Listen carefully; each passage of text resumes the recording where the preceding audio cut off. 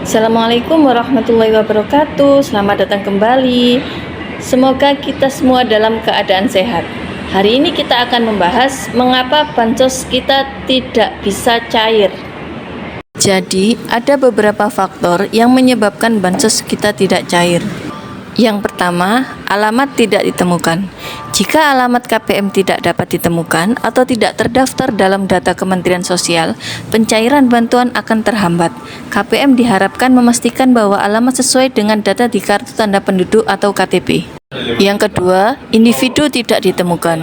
Jika data penerima bantuan tidak ditemukan dalam sistem Kementerian Sosial, maka bantuan tidak akan dicairkan. Penerima harus memastikan data pribadi yang didaftarkan sudah lengkap dan sesuai dengan dokumen resmi. Yang ketiga, meninggal dunia.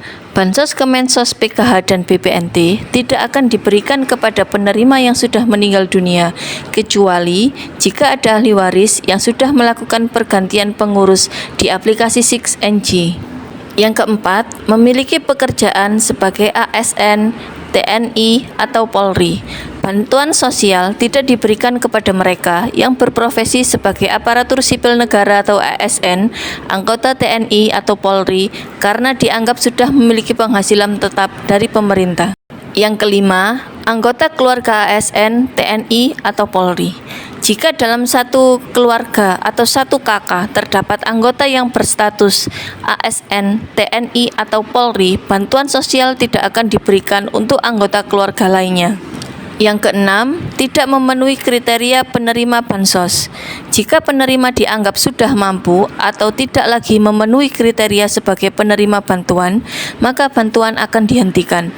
Misalnya dalam bansos PKH, jika keluarga tidak lagi memiliki komponen yang dipersyaratkan, seperti anak sekolah atau ibu hamil, maka bantuan tidak akan dilanjutkan. Yang ketujuh, pensiunan ASN, TNI, atau Polri.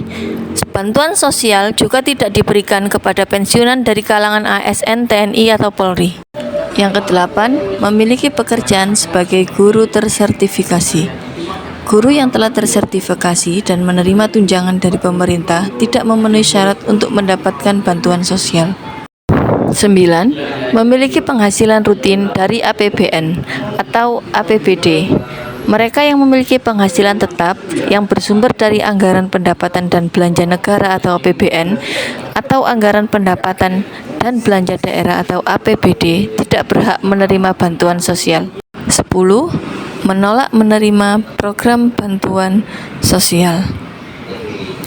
Jika penerima secara sukarela menolak bantuan sosial, maka bantuan tidak akan disalurkan. 11. Penghasilan melebihi upah minimum. Penerima yang memiliki penghasilan di atas upah minimum provinsi atau kabupaten atau kota tidak memenuhi syarat sebagai penerima bantuan sosial. 12. Terdaftar sebagai pengurus atau pemilik perusahaan. Jika penerima tercatat sebagai pengurus atau pemilik perusahaan, maka bantuan sosial tidak dapat diberikan. 13. Terdaftar sebagai tenaga kesehatan. Bantuan tidak diberikan kepada mereka yang berprofesi sebagai tenaga kesehatan karena dianggap sudah memiliki sumber penghasilan yang cukup. 14. Berstatus aktif sebagai perangkat desa. Penerima yang masih aktif bekerja sebagai perangkat desa tidak memenuhi kriteria untuk mendapatkan bantuan sosial. 15. Sudah menerima bantuan sosial dari sumber lain.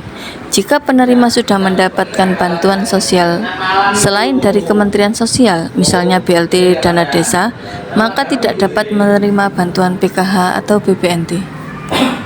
Mungkin karena faktor-faktor tersebut, nama kita tidak bisa untuk mendapatkan bantuan. Demikian yang bisa saya sampaikan, mudah-mudahan bermanfaat bagi kita semua. Wassalamualaikum warahmatullahi wabarakatuh.